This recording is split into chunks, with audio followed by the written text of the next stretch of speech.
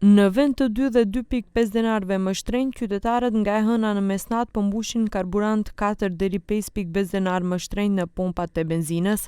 Ndonë se ishte njoftuar se po negociohej me Okta për vazhdimin e zbritjes prej 2 denarësh për benzinët dhe 3 për dizelin, kjo nuk ndodhi.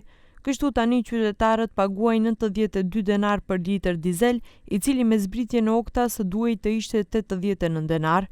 89 denar në vend të 87 denarve për benzinën BS 98 dhe 87 në vend të 85 denarve për benzinën BS 95. Kryeministri Mickoski thotë se ende po negociohet me Oktan.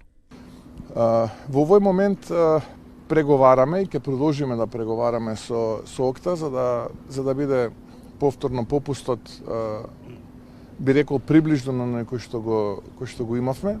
Ќе видиме како ќе резултираат тие преговори.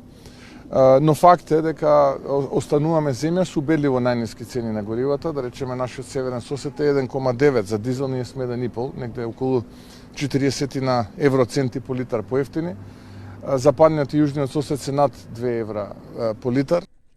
Zbritja që Okta u jep të tregtarëve të naftës zgjati deri të hënën, me që çmimet e naftës në tregjet botërore po shkonin deri në $110 për fuqi, qeveria fundjavën i zgjati masat për TVSH dhe akciza të reduktuara për karburantet. Ministrja e Energjetikës Buzhiovska ishte e bindur se disa ditë para skadimit të afatit të zbritjes nga Okta, nëse është e nevojshme, do të negociohet sërish për vazhdimin. Po monitorojmë gjithë shka që ndodh. Masat tona aktualisht janë deri më 18 maj. Disa ditë për skadimit të këtij afati do të shohim se ku jemi me çmimet dhe nëse është e nevojshme do të negociojmë sërish me Oktan për vazhdimin e zbritjes. Po bëjmë gjithë shka që është në interes të qytetarëve tanë.